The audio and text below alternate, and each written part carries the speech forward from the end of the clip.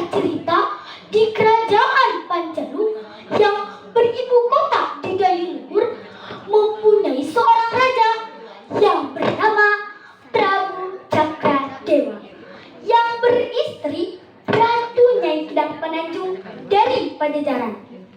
Raja itu mempunyai 6 orang anak dan Prabu Boroswara merupakan anak yang kedua.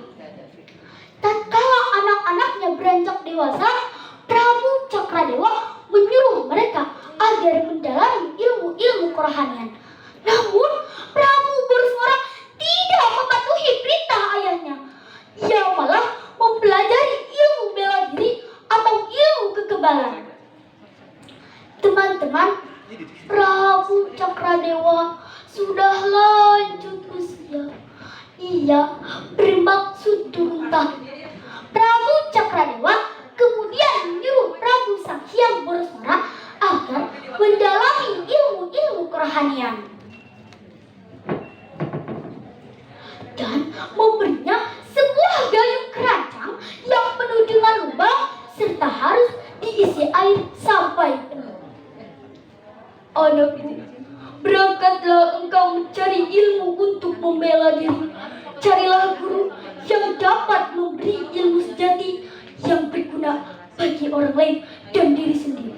Dan jangan pulang sebelum gayung ini penuh dengan air.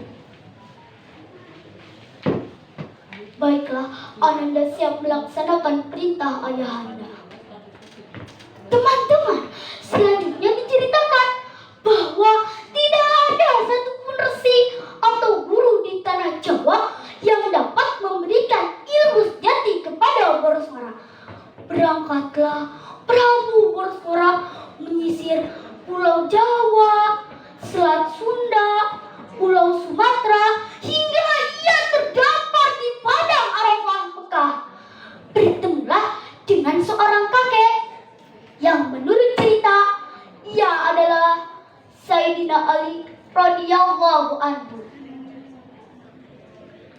Wahai insan, siapakah engkau?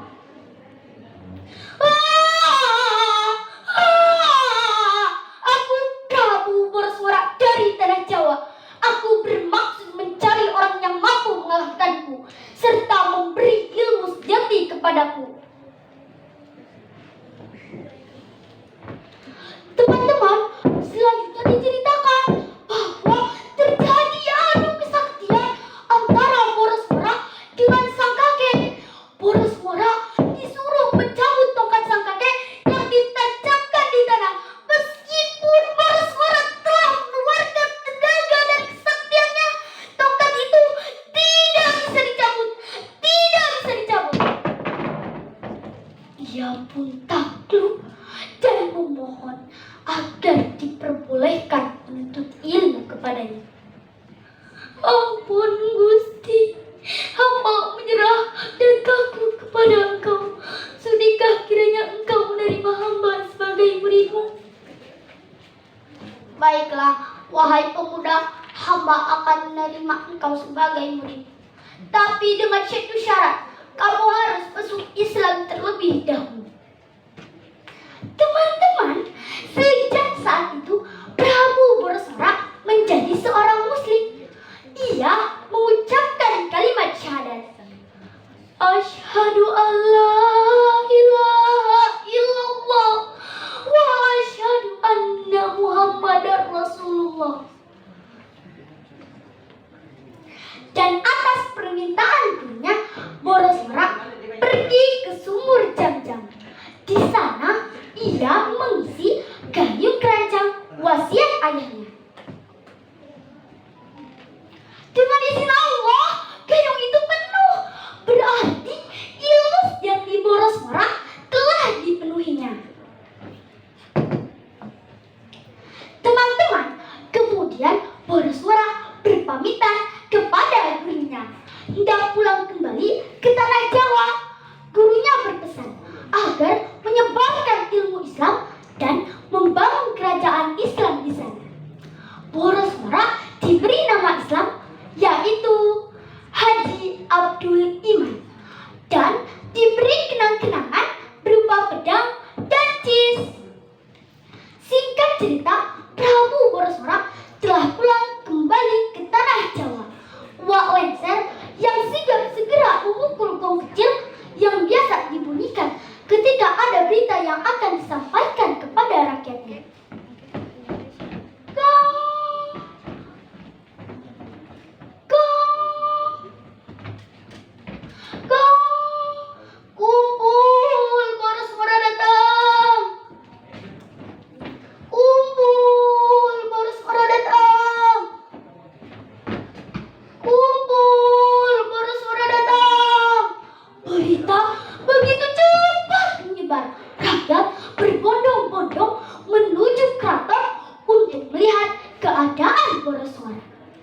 Setibanya di Panjalu, Borosora menemui ayahnya yang sedang bertapa di Cipanjalu. Prabu Cakradewa dengan penuh bijaksana memerintahkan kepada putranya, "Anakku, ajarkan ajaran keislaman sebagai pedoman hidup. Bendung dan tumpahkan air Zam-Zam ke lembah pasir jambu agar berubah menjadi sebuah situ dan menjadi air danau. Pindahkan ibu kota kerajaan dari Dayluhur ke area Situ Lengkong." Tidak lama kemudian, Borosora diangkat menjadi raja.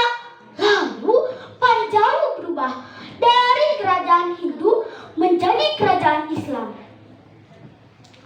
Konon air Zam-Zam yang Borosora bawa dari Mekah ditumpahkan ke lembah pasir jambu lalu berubah menjadi sebuah situ yang dinamakan Situ Lengkong Panjalu. Di tengah-tengah situ tersebut terdapat pulau kecil yang bernama Nusa Gede dan Nusa Pakel. Sedangkan gayung kerajaan dilemparkan ke Gunung Sawang lalu berubah menjadi tanaman paku sorong.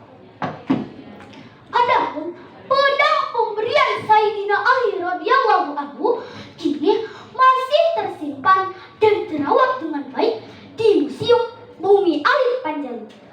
Karena setiap bulan Bulut selalu dibersihkan melalui adat nyangku. Nyangku, nyangan laku,